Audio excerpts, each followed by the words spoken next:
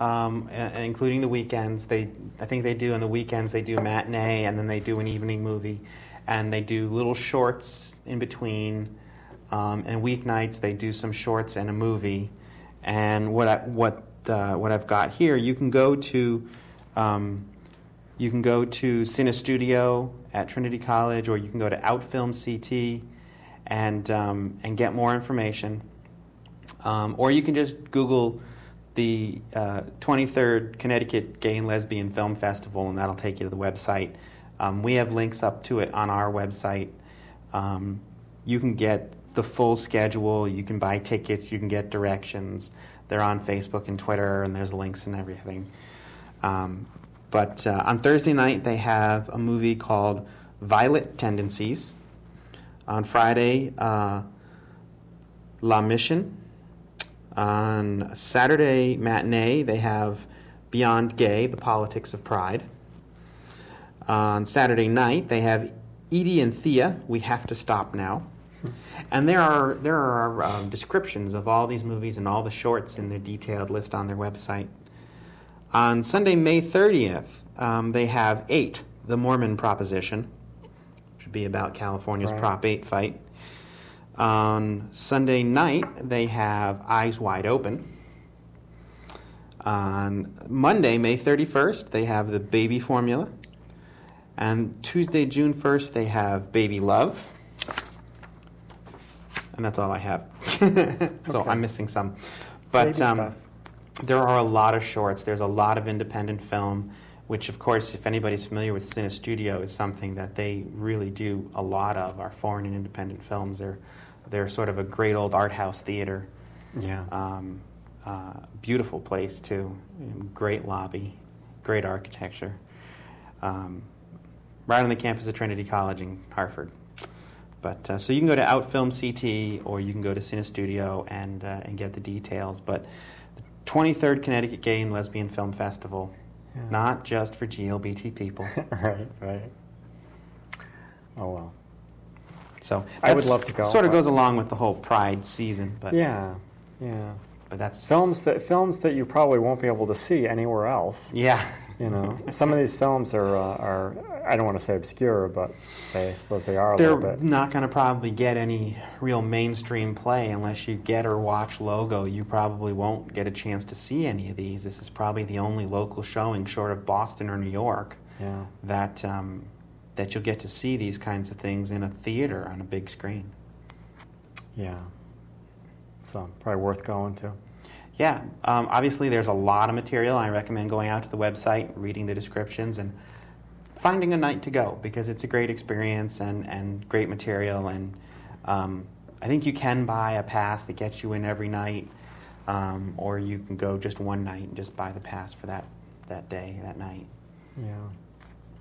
But very cool. Very cool. So anyway, what else is going on? You were talking earlier. Here we go. I'm not trying to throw you under the bus, really. As long as I don't have to ride in the back. Yeah, okay. You were talking earlier about Don't Ask, Don't Tell. And what was going on with that?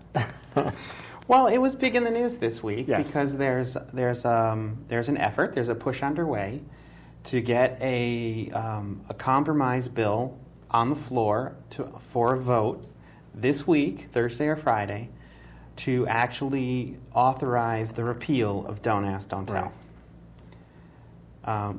Which is sort of came out of nowhere, news-wise. This was all sort of lingering in limbo. And then, that's the wrong story. I'm sorry, was there something else you wanted to... No.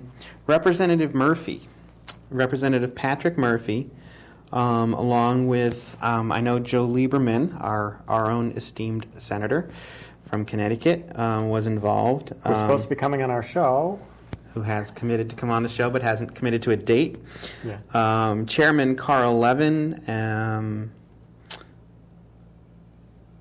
I know there were other names associated with this that I'm going to miss, but are sponsoring this bill to repeal Don't Ask, Don't Tell. And Right. it's considered a compromise bill because the Pentagon is doing this self-survey of the armed forces to figure out how they would fare if Don't Ask, Don't Tell was repealed, what considerations they'd need to make to keep a functioning military, the best ways to implement and how to deal with soldiers that would be uncomfortable, et cetera, et cetera. So there's been a lot of pressure to wait until the military finishes this self-survey, which is going to be, I think, sometime in December, which a lot of advocates of repealing the law have said that, well, that certainly gets it off the politicians' back because that's after the midterm election. Yeah, right. And nobody really has to stand for anything until October after the election's over. Right. So this sort of came out of nowhere. That we knew Lieberman came to talk at the Rainbow Center Right. at UConn, and he was touting a bill that he was working on with some other people, and this is apparently it.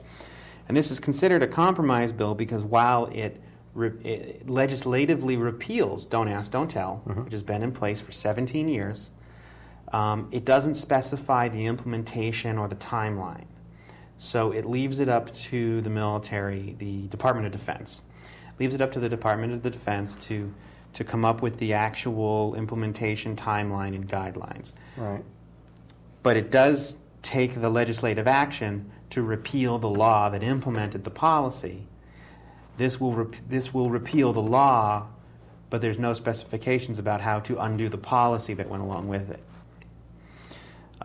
So that's garnered a lot of support from a lot of people because it's not telling the military what to do, but it is taking the law off the books. And there's a couple of things that have resulted from that.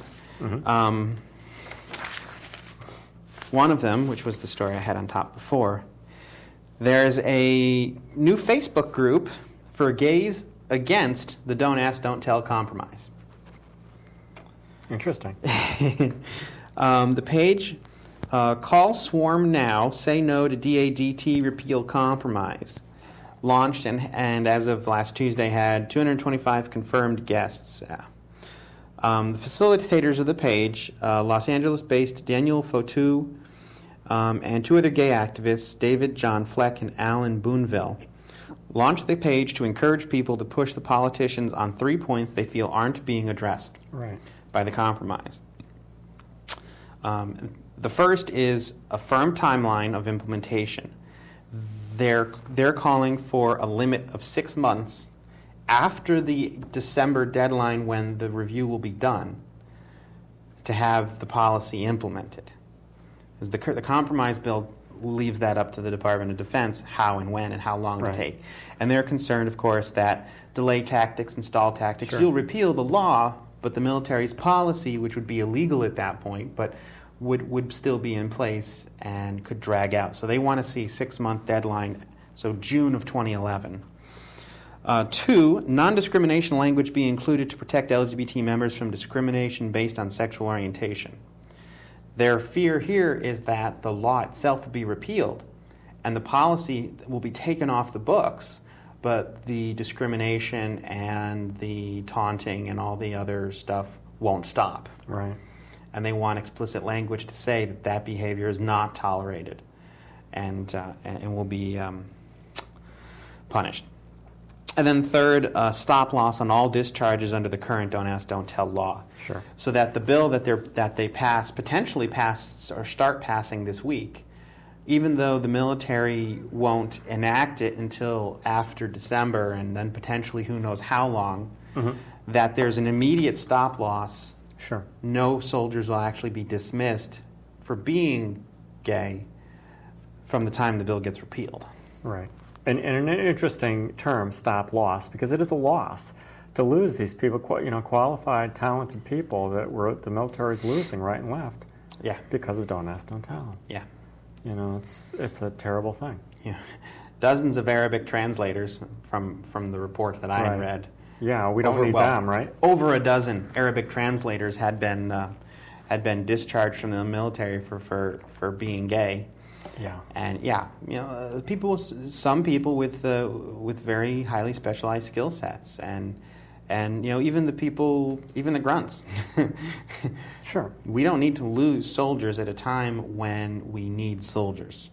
John McCain's